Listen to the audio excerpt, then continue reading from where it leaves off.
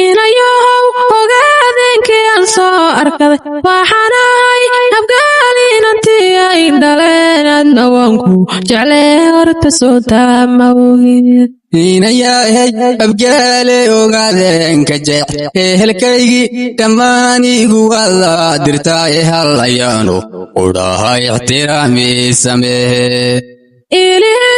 jacaylka wandoodiban ku istaajiyoonada weynkaaga dhiga wiil ogaade sidee baan ku oran lahaa aqal weyn intaadii dhexgeysaybaad sidii agab la dhigay afkayga xidhaaye waa umuure istaaftaada qaymaanka ahay